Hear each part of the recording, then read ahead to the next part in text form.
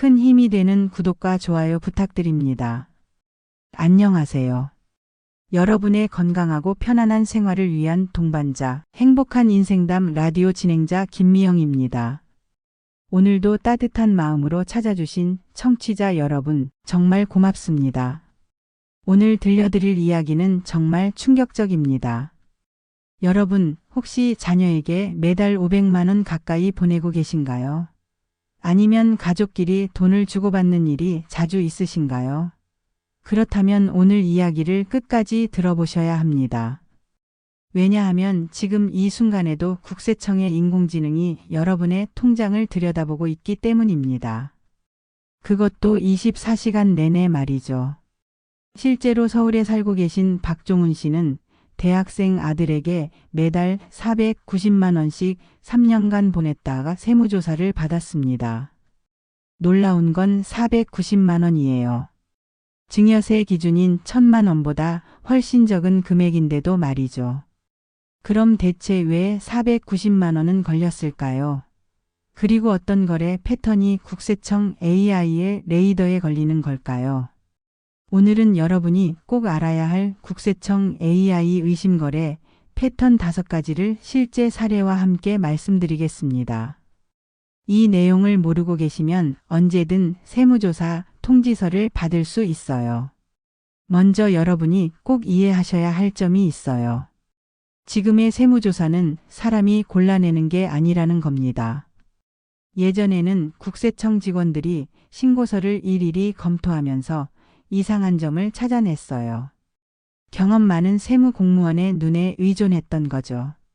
하지만 이제는 완전히 달라졌습니다. 2025년부터 본격 운영되고 있는 국세청 AI 시스템은 여러분의 모든 금융 거래를 실시간으로 분석해요. 카드 결제 내역, 계좌 이체, 부동산 거래, 해외 송금까지 수천만 건의 데이터를 동시에 처리합니다. 그런데 여기서 중요한 건 무엇일까요? 바로 금액이 아니라 패턴이라는 거예요. 예전에는 1억 원 이상의 큰 거래만 주목받았다면 이제는 300만 원짜리 소액이라도 특정 패턴으로 반복되면 의심거래 목록에 올라갑니다. 그럼 구체적으로 어떤 패턴들이 위험한지 하나씩 살펴볼까요? 첫 번째로 가장 많이 걸리는 패턴은 바로 반복적 소액 송금입니다. 부산에 사시는 이영수 씨 이야기를 들어보세요. 이 씨는 대학생 딸에게 매달 480만 원씩 2년간 보냈어요. 등록금과 생활비, 그리고 원룸 월세를 위한 돈이었죠. 이 씨는 이렇게 생각했어요. 어차피 증여세 기준인 1000만 원보다 적으니까 괜찮겠지? 하지만 결과는 어땠을까요? 국세청 AI는 이 거래에 주목했습니다. 매월 같은 날짜에 거의 비슷한 금액이 2년간 반복되었다는 점 때문이었어요. 더욱이 480만 원이라는 금액은 1000만 원에 근접한 금액이었죠. AI는 이를 증여세 회피를 위한 쪼개기 송금으로 판단했어요. 결국 이 씨는 2년간 보낸 총액 1억 1520만 원에 대한 증여세와 가산세를 함께 납부해야 했습니다. 또 다른 사례도 있어요. 대구의 최민호 씨는 아들 결혼 자금을 마련해 주기 위해 매주 월요일마다 250만 원씩 송금했어요. 한 달로 보면 약 1000만 원이었는데 이 패턴이 6개월간 지속되자 AI가 포착한 거죠. 그럼 어떻게 하면 안전할까요? 먼저 송금할 때 정확한 용도를 기재하는 게 중요해요. 월 생활비 및 월세, 2학기 등록금 이런 식으로 구체적으로 적어두세요. 그리고 관련 서류도 보관하시고요. 등록금이면 고지서, 월세면 임대차 계약서를 준비해 두시는 거예요. 또 하나 중요한 건 정해진 날짜에 똑같은 금액을 보내는 것보다는 실제 필요에 따라 금액과 주기를 조금씩 바꾸는 게 더 자연스럽다는 점이에요. 그런데 여러분, 이것만으로 끝일까요? 아직 더 위험한 패턴들이 남아 있어요. 두 번째 패턴은 가족끼리 돈을 주고받는 양방향 송금이에요. 광주에 사시는 정수진 씨와 딸의 이야기를 들어보세요. 3년간 매달 1일에 정 씨가 딸에게 450만 원을 보냈어요. 그런데 매달 15일경에는 딸이 다시 정 씨에게 300만 원을 돌려보냈습니다. 국세청 AI는 이 패턴을 비정상적인 양방향 송금으로 분류했어요. 조사 결과 정 씨는 딸에게 주택 구입 자금을 조금씩 증여하려 했고, 딸은 매달 일부를 부모님 생활비로 드리는 구조였거든요. 하지만 이 방식은 증여세 회피로 간주되어서 결국 딸이 실제로 받은 금액 약 5,400만 원에 대해 증여세가 부과됐습니다. 또 다른 사례로는 대전의 한민수 씨가 있어요. 한 씨는 아들에게 매월 470만 원을 보냈는데 아들은 이 중 280만 원을 자신의 다른 계좌로 옮긴 뒤 나머지 190만 원을 다시 아버지에게 돌려보냈어요. 이 과정이 2년간 반복됐는데 AI는 아들의 계좌 간 이체 내역까지 추적해서 위장 송금으로 분류했습니다. 그럼 어떻게 해야 안전할까요? 가장 중요한 건 왕복 송금을 피하는 거예요. 돈을 보낸 지 얼마 지나지 않아 일부를 다시 받는 패턴은 AI가 가장 의심하는 패턴 중 하나거든요. 만약 부모님께 정기적으로 생활비를 드려야 한다면 계좌 이체보다는 자동 납부나 카드 결제 방식을 고려해 보세요. 이 경우 효도연금이나 가족 부양비로 명확하게 용도가 기재되니까 훨씬 안전해요. 하지만 여러분, 아직 더 놀라운 이야기가 남아 있어요. 바로 여러분의 소비 패턴까지 AI가 감시하고 있다는 거예요. 세 번째는 신고된 소득보다 생활 수준이 높은 경우입니다. 제주에 사시는 박영미 씨 이야기를 들어보세요. 박 씨는 프리랜서 디자이너로 월소득 300만 원을 신고했어요. 그런데 매월 카드 사용액과 현금 출금을 합치면 500만 원이 넘었고 여기에 제주 시내 오피스텔 월세 100만 원까지 더해졌죠. 한 달에 600만 원 이상을 쓰는데 신고 소득은 300만 원뿐이니 AI가 이상하게 생각할 수밖에 없었어요. 조사 결과 어머니로부터 받은 미신고 증여와 에어비앤비를 통한 임대 소득이 드러났습니다. 서울의 회사원 김대우 씨도 비슷한 경우였어요. 연봉 5천만 원으로 신고했는데 연간 카드 사용액만 8천만 원이었거든요. 해외여행의 명품 구매까지 합치면 신고 소득보다 훨씬 많이 쓰고 있었죠. AI는 김 씨의 소득 대비 160% 이상의 지출이라는 위험 신호를 포착했어요. 조사 결과 주식 투자로 얻은 양도 소득을 신고하지 않은 것으로 밝혀졌습니다. 여러분, AI는 이제 소비율 분석 기능까지 사용해요. 쉽게 말해 얼마 벌고 얼마 쓰는지 계산해서 비정상적으로 소비가 많으면 자동으로 포착하는 거죠. 그럼 어떻게 대비해야 할까요? 가장 중요한 건 자산을 취득할 때 그 출처를 설명할 수 있어야 한다는 거예요. 새 차를 샀다면 계좌에서 자금이 빠진 내역이나 적금 해지 내역이 명확히 남아 있어야 해요. 만약 부모님이 지원해 주셨다면 증여세 신고 여부를 확인하고 필요시 증명서류를 보관해 두세요. 특히 주의할 점은 AI가 이제 현금 사용까지 추적한다는 거예요. ATM 출금 내역과 카드 사용 패턴을 비교해서 비정상적인 현금 흐름까지 감지하거든요. 그런데 여러분, 더 무서운 건 따로 있어요. 바로 가족명의 계좌 사용 문제예요. 네 번째는 가족명의 계좌를 사용하는 경우입니다. 서울의 유튜버 윤성민 씨 이야기를 들어보세요. 윤 씨는 월 수익 300만 원에서 500만 원의 채널을 운영하고 있었는데 세금을 줄이기 위해 광고 수익을 어머니 명의 계좌로 받았어요. 처음엔 어머니께 생활비 드리는 거니까 괜찮겠지 생각했지만 AI는 어머니의 소비 패턴과 수입 내역을 분석해서 이 계좌가 차명 계좌임을 추정했어요.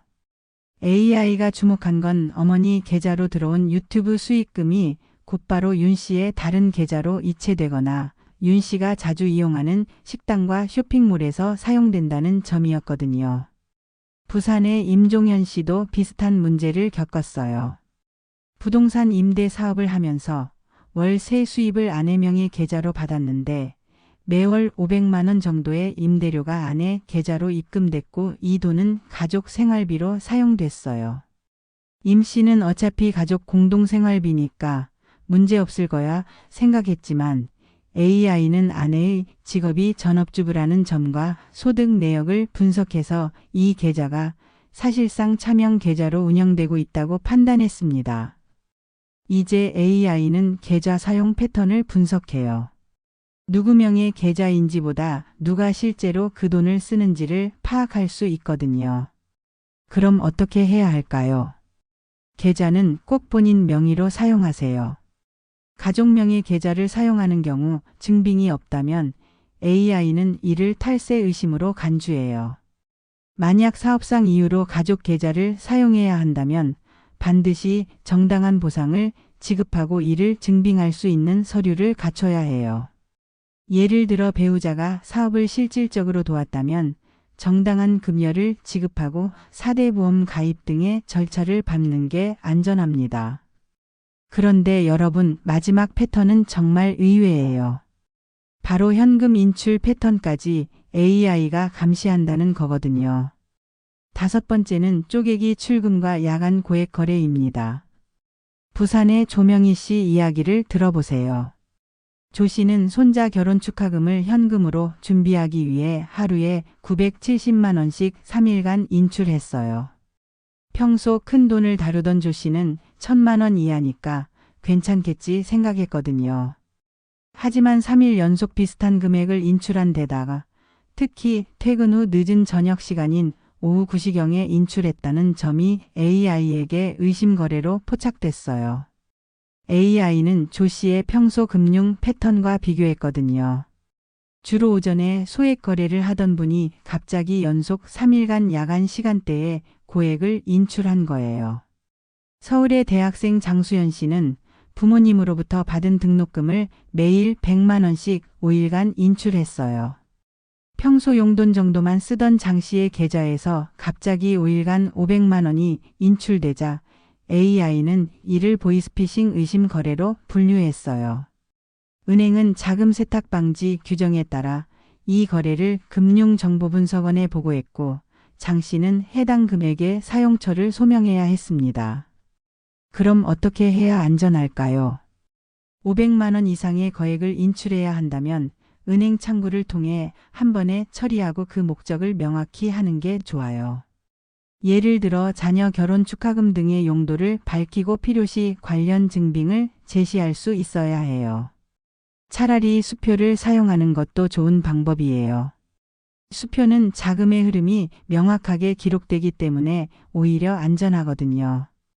여러분, 지금까지 말씀드린 5가지 외에도 AI가 주시하는 패턴들이 더 있어요. 현금 입출금 불일치 패턴이 있어요. 대구의 자영업자 송영우 씨는 월 평균 800만 원의 소득을 신고했는데 계좌 분석 결과 매월 입금되는 금액은 평균 1200만 원이었거든요. 더 문제가 된 건 매월 특정 일자에 300만 원씩 현금으로 인출한 뒤 그 돈이 어디에도 사용된 흔적이 없다는 점이었어요. 해외 송금과 국내 입금의 불일치도 문제가 돼요.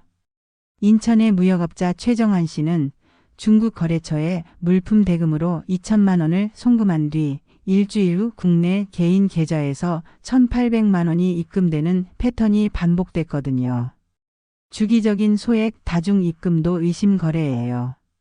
서울의 프리랜서 디자이너 안지영 씨는 월 평균 300만 원의 소득을 신고했는데 매월 21일에서 25일 사이 10개 이상의 서로 다른 계좌에서 50만 원 미만의 금액이 입금되는 패턴이 발견됐어요.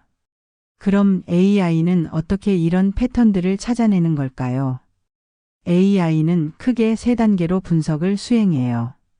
첫 번째는 개별 거래 분석이에요. 모든 금융 거래를 개별적으로 분석해서 시간, 장소, 빈도, 상대방 등을 기록해요. 하나의 거래만으로는 의심 거래로 분류되기 어렵지만 이 데이터가 쌓여서 패턴을 형성하거든요. 두 번째는 패턴 분석과 군집화예요. 수개월에서 수년간의 거래 내역을 분석해서 패턴을 찾아내요. 예를 들어 매월 1일에 490만 원씩 자녀에게 송금하는 패턴이 2년간 지속됐다면 이를 하나의 거래 군집으로 인식하는 거죠. 세 번째는 교차 검증과 종합 분석이에요. 가장 중요한 단계로 여러 데이터 소스를 교차 검증해요. 예를 들어 C의 계좌에서 B씨에게 매월 송금되는 내역이 있다면 B씨의 계좌도 함께 분석해서 그 돈이 어떻게 사용되는지 추적해요. 또한 C의 신고소득, 재산 상황, 신용카드 사용 내역, 심지어 소셜미디어 활동까지 종합해서 전체 그림을 그려내죠. 이런 과정을 통해 AI는 의심 점수를 산출해요. 이 점수가 특정 임계값을 넘으면 해당 거래나 납세자는 고위험군으로 분류되어 실제 세무조사관에게 인계됩니다. 그럼 어떻게 하면 안전한 금융 생활을 할 수 있을까요? 첫째, 모든 금융거래의 용도를 명확히 하세요. 가장 중요한 원칙은 모든 거래에는 정당한 이유가 있어야 한다는 거예요. 자녀에게 생활비를 보낼 때는 5월 생활비 및 월세처럼 구체적으로 명시하고 가능하다면 관련 증빙을 함께 보관하세요. 둘째, 계좌는 꼭 실명으로 본인 것을 사용하세요. 배우자나 자녀의 계좌를 통해 사업 자금을 관리하거나 부모님 명의로 재산을 보유하는 것은 이제 매우 위험한 행동이에요. 셋째, 현금 거래는 최소화하고 필요시 증빙을 확보하세요. 현금 사용이 범죄는 아니지만 사용처를 증명하기 어렵다는 단점이 있어요. 큰 금액은 한 번에 인출하는 것이 좋고 현금 영수증을 꼭 받아두세요. 넷째, 소득과 소비의 균형을 유지하세요. AI는 소득 대비 지출 비율을 중요한 지표로 봐요. 신고 소득보다 지출이 크게 많으면 숨겨진 소득 의심을 받을 수 있어요. 다섯째, 규칙적이고 투명한 거래 패턴을 유지하세요.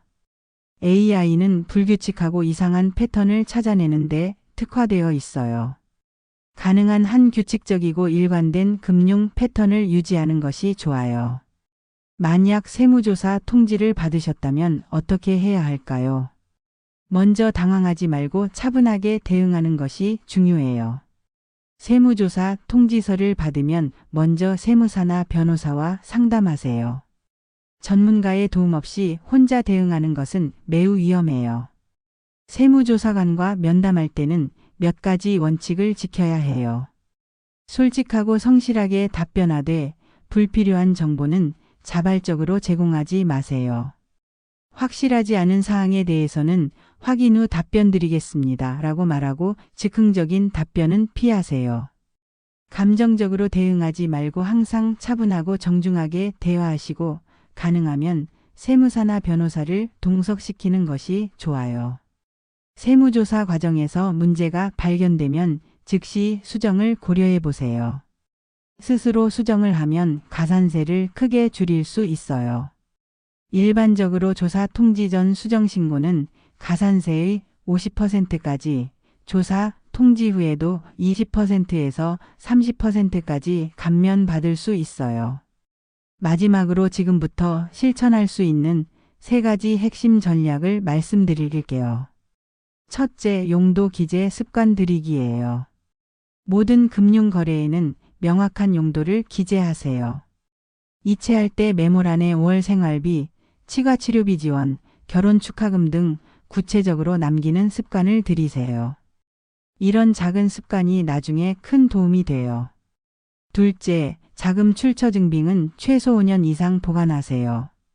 모든 중요한 금융거래의 증빙은 최소 5년, 가능하면 10년까지 보관하세요.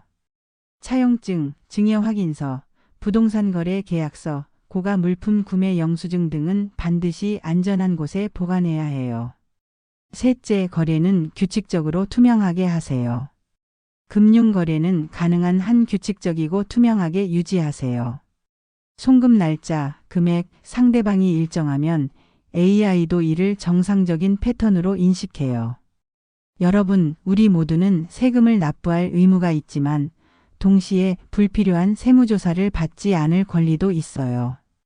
국세청 AI의 세무조사 시스템을 이해하고 올바른 금융 습관을 들인다면 불필요한 세무조사의 부담에서 벗어나 더 안전하게 자산을 지킬 수 있을 거예요.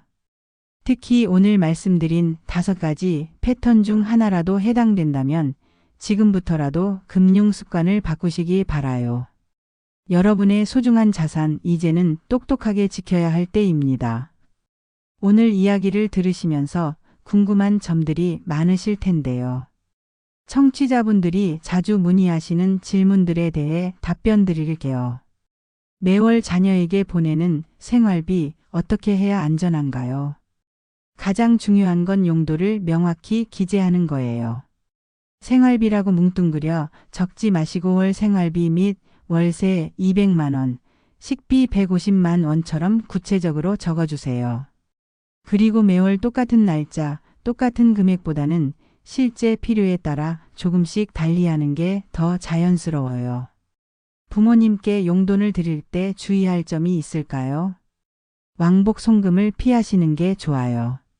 부모님께 돈을 드렸다가 얼마 지나지 않아 일부를 다시 받는 패턴은 AI가 가장 의심하는 패턴 중 하나거든요. 차라리 직접 병원비나 생필품을 결제해 드리거나 카드 자동 납부로 설정하시는 게 더 안전해요. 현금을 많이 사용하는데 문제가 될까요? 현금 사용 자체는 문제가 아니에요. 다만 사용처를 증명하기 어렵다는 점이 문제가 될 수 있어요. 현금 영수증을 꼭 받아두시고 큰 금액을 인출할 때는 여러 번 나눠서 하지 마시고 한 번에 하시는 게 좋아요. 특히 야간 시간대 반복적인 고액 인출은 피하세요. 자녀명의 계좌로 돈을 받고 있는데 위험한가요? 네, 매우 위험해요. AI는 이제 계좌 명의와 실제 사용자의 일치 여부를 정교하게 분석해요. 자녀 명의 계좌로 들어온 돈이 부모가 자주 이용하는 곳에서 사용되면 바로 차명 계좌로 판단해요. 꼭 본인 명의 계좌를 사용하시기 바라요. 소득보다 소비가 많은 것 같은데 어떻게 해야 할까요? 모든 자산 취득의 출처를 명확히 할 수 있어야 해요. 부모님 지원, 적금 해지, 투자 수익 등 소득 외의 자금 출처가 있다면 반드시 관련 서류를 보관해 두세요. 특히 부모님이 지원해 주신 경우라면 증여세 신고 여부를 확인하시고요. 이미 AI가 의심할 만한 거래를 했다면 어떻게 해야 할까요? 우선 당황하지 마세요. 지금부터라도 모든 거래의 용도를 명확히 기재하고 관련 증빙 서류를 정리해 두시면 돼요. 만약 세무조사 통지를 받으신다면 혼자 대응하지 마시고 반드시 세무사와 상담하세요. 오늘 말씀드린 내용들을 실천해서 안전하게 자산을 관리하고 계신 분들의 이야기도 들어보세요. 대구에 사시는 김성우 씨는 매월 1일에 자녀 교육비를 송금하고 15일에는 어머니 병원비를 지원하는 규칙적인 패턴을 유지했어요. 그런데 중요한 건 매번 구체적인 용도를 기재했다는 거예요. 6월 학원비 및 교재비, 어머니 당뇨 치료비 이런 식으로 말이죠. 이런 투명하고 일관된 거래 덕분에 김 씨는 AI의 의심 거래 목록에서 제외될 수 있었어요. 서울의 의사 박영수 씨는 10년간 모든 가족 간 송금의 정확한 용도를 기재해 왔어요. 세무조사를 받았을 때 이 기록이 결정적인 증거가 되어서 추가 과세 없이 조사가 마무리됐거든요. 반면 같은 병원의 다른 의사는 단순히 송금이라고만 적어두어서 결국 상당한 추징세를 납부해야 했어요. 부산의 회사원 이지수 씨는 10년 전 부모님께 받은 주택 구입 자금 증여에 대한 증빙을 모두 보관하고 있었어요. 세무조사에서 이 자금의 출처를 증명해야 했을 때 오래된 증빙이 큰 도움이 됐습니다. 이처럼 평소에 꼼꼼히 준비해 두신 분들은 세무조사가 와도 당당하게 대응할 수 있어요. 여러분께 특별히 당부드리고 싶은 말씀이 있어요. 우리 세대는 현금 거래에 익숙하시죠. 하지만 이제는 모든 거래가 디지털로 기록되는 시대예요. 작은 현금 거래라도 용도를 메모해 두시고 영수증을 보관하시는 습관을 들이세요. 특히 자녀나 손자녀에게 돈을 주실 때는 꼭 용도를 적어주세요. 용돈이라고 쓰지 마시고 생일 축하금, 입학 축하금, 병원비 지원 이렇게 구체적으로 적어주시는 거예요. 그리고 큰 금액의 현금이 필요하실 때는 여러 번 나눠서 뽑지 마시고 은행 창구에서 한 번에 처리하세요. 특히 밤늦은 시간에 ATM에서 반복적으로 돈을 뽑으시면 AI가 이상하게 생각할 수 있어요. 또 하나 중요한 건 디지털 증빙 관리예요. 종이 영수증은 시간이 지나면 글씨가 지워질 수 있으니까 중요한 건 스마트폰으로 사진을 찍어두시거나 스캔해서 보관하세요. 자녀분들께 도움을 받으셔도 좋고요. 마지막으로 앞으로 국세청 AI 시스템이 어떻게 발전할지 말씀드릴게요. AI 기술은 계속 발전하고 있어요. 지금도 소셜미디어 활동과 신고 소득을 비교 분석하고 있는데 앞으로는 더 정교해질 거예요. 온라인 쇼핑 패턴, 카드 사용 위치, 심지어 휴대폰 위치 정보까지 종합해서 분석할 수 있게 될 거거든요. 하지만 걱정하실 필요는 없어요. 정당한 거래를 하시고 투명하게 관리하신다면 AI가 발전할수록 오히려 더 정확하게 정상 거래와 비정상 거래를 구분할 수 있게 될 테니까요. 중요한 건 지금부터라도 올바른 금융 습관을 들이시는 거예요. 모든 거래의 용도를 명확히 하고 관련 서류를 잘 보관하시고 규칙적이고 투명한 거래 패턴을 유지하시면 돼요. 여러분, 오늘 긴 시간 동안 국세청 AI의 의심거래 패턴에 대해 말씀드렸어요. 핵심을 다시 한번 정리해드리면 첫째, 반복적 소액 송금, 둘째, 가족 간 양방향 송금, 셋째, 소득 대비 과도한 소비, 넷째, 가족명의 계좌 차용, 다섯째, 쪼개기 출금과 야간 고액 거래. 이 5가지 패턴이 가장 위험해요. 그리고 예방법도 간단해요. 모든 거래의 용도를 명확히 기재하고 본인 명의 계좌를 사용하고 현금 거래는 최소화하고 소득과 소비의 균형을 맞추고 규칙적이고 투명한 거래 패턴을 유지하시면 돼요. 가장 중요한 건 자금 출처 증빙을 최소 5년 이상 보관하시는 거예요. 언제 어떤 일이 생길지 모르니까 미리미리 준비해 두시는 게 좋아요. 국세청 AI는 이제 현실이에요. 피할 수 없다면 제대로 이해하고 대비하는 게 최선이죠.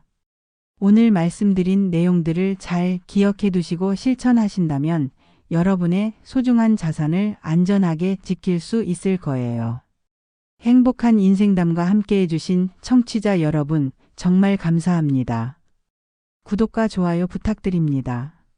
다음 시간에도 여러분의 행복한 노후를 위한 유익한 정보로 찾아뵙겠어요. 안녕히 계세요.